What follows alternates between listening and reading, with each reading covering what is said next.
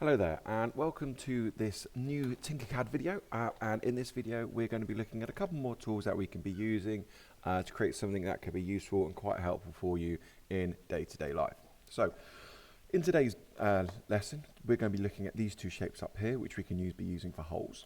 So what I'm going to do to begin with is I am going to make myself a little box, and I am going to set the length of it to be 100.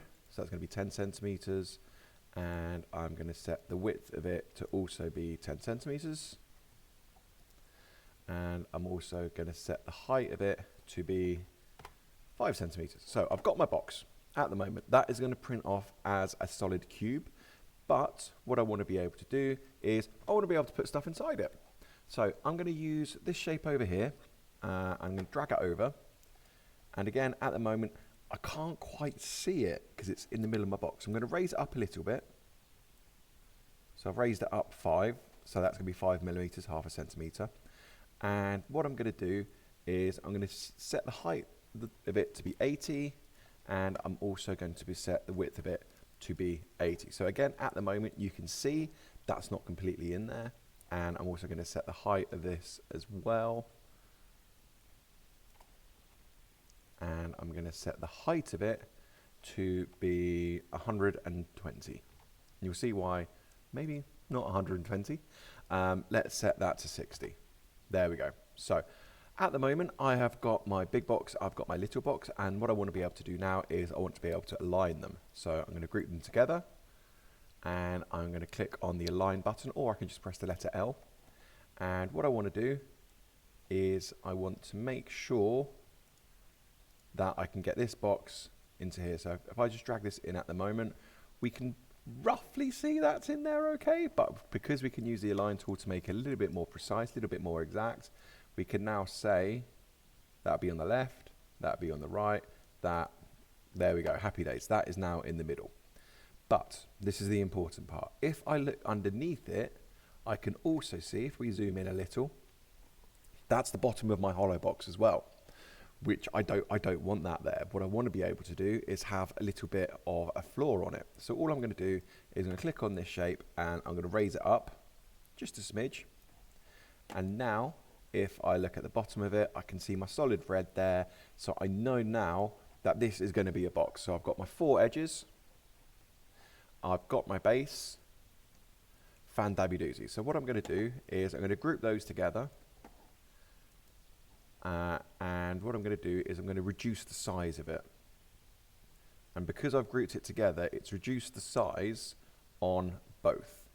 So we can see if I set that to 70 and 70, that's done it. Because I've grouped it together, that's done it for the smaller box, which we put inside first time, and the larger box as well. So what I've got here, that is the first part of my box. Fantastic. What I can do is I can do different things. I can right click on it, and then I can make sure I've selected it. I can then duplicate it. So then I've then got 2. And what I can do with that is I can reduce it that way in height. I can reduce it in length.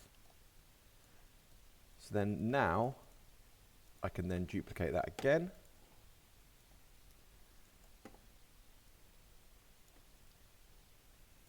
I'm going to increase that one in height. And now you can start to see that I'm starting to get myself, this could be a nice little stationery holder, or I can use it for different things in. So for example, if you've got USB sticks, SD cards, we can use it for that. So what I'm going to do just for now though is I'm just going to get rid of those 2. I'm going to go back to my original box, and what I want to be able to do now is I want to be able to create a lid for my box.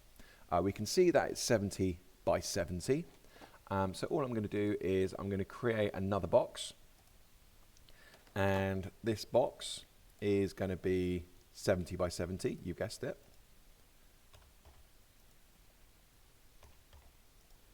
Okay, and what we can do now is we can lift it up, and we can just make sure everything fits in there quite nicely.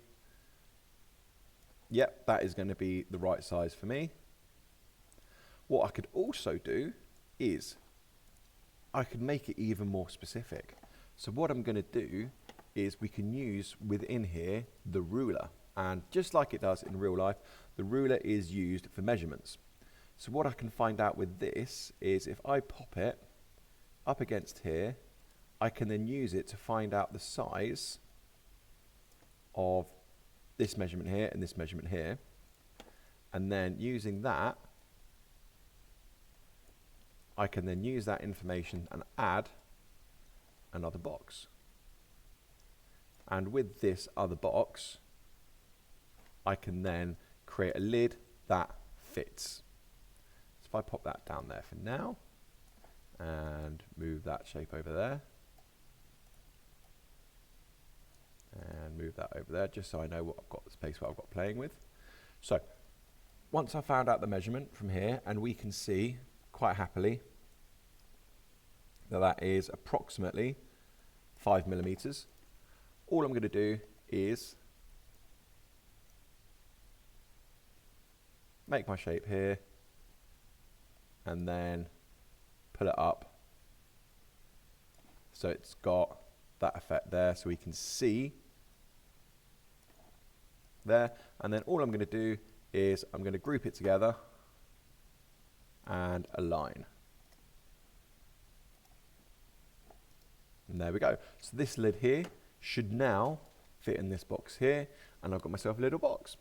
You can use this for pretty much anything. So for example, if you wanted to have storage for any other devices, so for example, if you've got a games controller, you wanted a box for it, all you'd have to do, measure the size of the controller, but take the longest length, the longest width, and then you can make your box quite happily. So that's the end of today's video. I hope you found it useful and enjoyable. I'm looking forward to seeing what you can come up with. And any questions, any help, feel free to send me an email, and I shall see you later on. Bye-bye.